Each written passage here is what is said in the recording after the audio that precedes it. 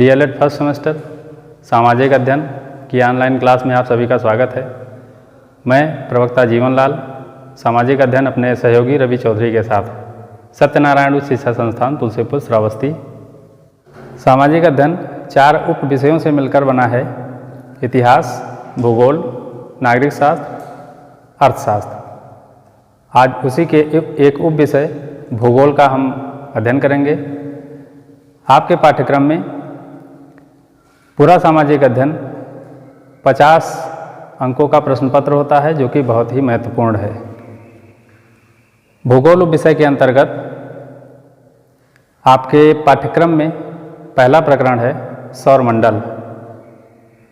लेकिन सौरमंडल की शुरुआत से पहले हमें उसके उदय की जानकारी होनी चाहिए। ये सौरमंडल है क्या, कहाँ से आया, ये जानना बहुत ज़रूरी है, फिर आपको सौरमंडल समझ में आएगा। आप देख रहे होंगे बोर्ड पर एक बिंदी रखी हुई है। वैज्ञानिकों का मानना है कि आज से 15 अरब वर्ष पूर्व हमारा पूरा ब्रह्मांड, जो इस समय जितना विस्तारित है, वो किसी एक सघन बिंदु पर ही केंद्रित था। न जाने क्या हुआ, वैज्ञानिक इस बात पर चुप हैं। अभी इस पर रिसर्च हो रही है, शोध हो रहे हैं, पता नहीं लगा कि कैसे क्या हुआ। लेकिन एक घटना घटी जिसे बिग बैंग कहा गया, और उसी घटना के फलस्वरूप उस सघन बिंदु पर स्थित सभी पदार्थ विस्फोटित होकर पूरे ब्रह्मांड में बिखर गए। इसी घटना से, इसी विस्फोट से पदार्थों का जन्म हुआ, समय का जन्म हुआ और स्थान का जन्म हुआ। इसके पूर्व ना तो समय था, ना ही कोई मैटर था, पदार्थ था, और ना ही कोई स्थान था या स्पेस था। इसी घटना से कुछ प्राथमिक तत्वों का जन्म हुआ, जैसे कि इलेक्ट्रॉन, प्रोटॉन, न्यूट्रॉन और न्यूट्रिनो। इनमें से इलेक्ट्रॉन, प्रोटॉन और न्यूट्रॉन को तो आप पढ़ ही चुके होंगे। न्यूट्रिनो के बारे में भी आप जानते होंगे, लेकिन उसकी एक सूक्ष्म जानकारी देना आपको ज़रूरी है। कहते हैं न्यूट्रिनो एक ऐसा एलिमेंट है जो इतना पावरफुल है कि यह 1 मील चौड़ी कांच की दीवार को भेद सकता है। यह भी एक शक्तिशाली तत्व है। लेकिन हम पुनः वापस आते हैं अपने विषय पर। जब इन प्राथमिक तत्वों का जन्म हुआ, धीरे धीरे ब्रह्मांड फैलता गया, और जब ब्रह्मांड के पूरे ताप में से 4000 डिग्री सेल्सियस ताप कम हुआ, तब इन इलेक्ट्रॉन, प्रोटॉन और न्यूट्रिनो के द्वारा एटम बनना शुरू हुआ। धीरे धीरे एटम बनते गए, संयोजित हो गए, संलयित होते गए, और तारों का निर्माण शुरू हुआ। जब बहुत सारे तारे और आकाशीय पिंड बने, उनके समूह को गैलेक्सी या आकाशगंगा कहा गया। आप इस चित्र में देख रहे होंगे, ये एक आकाशगंगा का पुंज है, जिनमें 3 गैलेक्सियाँ दिखाई गई हैं। इसमें से एक हमारी भी है, जिसको हम मंदाकिनी कहते हैं। अब बात यह है कि हम ये कैसे मान लें कि बिग बैंग कोई घटना भी हुई थी, उसके क्या साक्ष्य हैं, कैसे सिद्ध किया जाए इसको। इसके लिए वैज्ञानिकों ने शोध किया, जिसमें से एक अमेरिकी खगोल शास्त्री थे हबल, जिन्होंने एक टेलीस्कोप बनाया और उसके माध्यम से आकाशगंगाओं का, तारों का, उपग्रहों का, ग्रहों का अध्ययन किया, और यह बताया कि ये सभी आकाशीय पिंड, ये सभी तारे, ये सभी आकाशगंगाएं एक दूसरे से दूर जा रही हैं। इससे स्पष्ट होता है कि कभी ये पास थे, तभी तो आज दूर जा रहे हैं।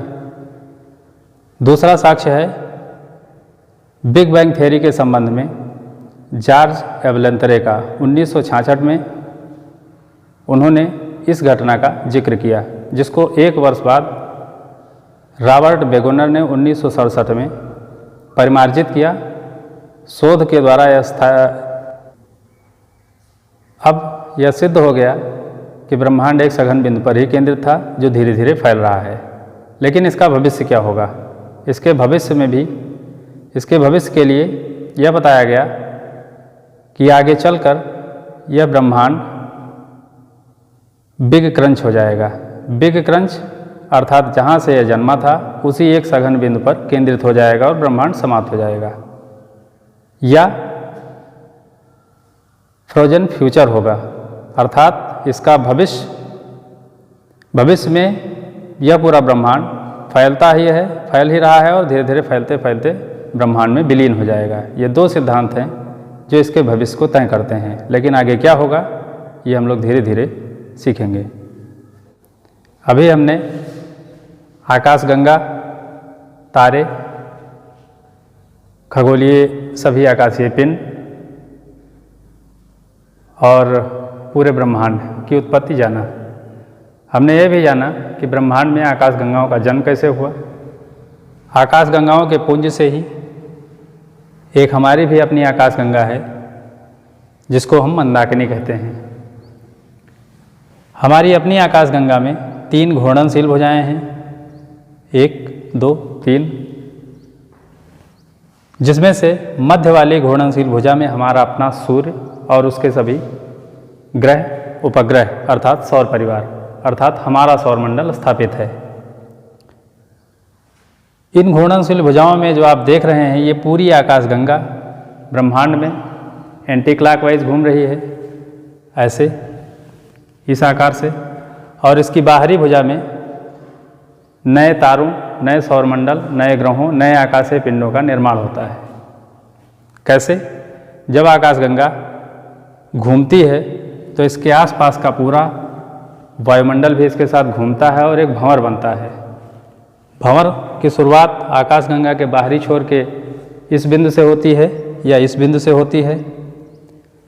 यहाँ वही भंवर घूमते घूमते गैसीय पिंड के रूप में निर्मित होता है। फिर धीरे धीरे उसमें तत्वों का जन्म होता है, संगठित होते हैं, उनका द्रव्यमान बढ़ता है, गुरुत्वाकर्षण बढ़ता है और उनका आकार बढ़ता जाता है।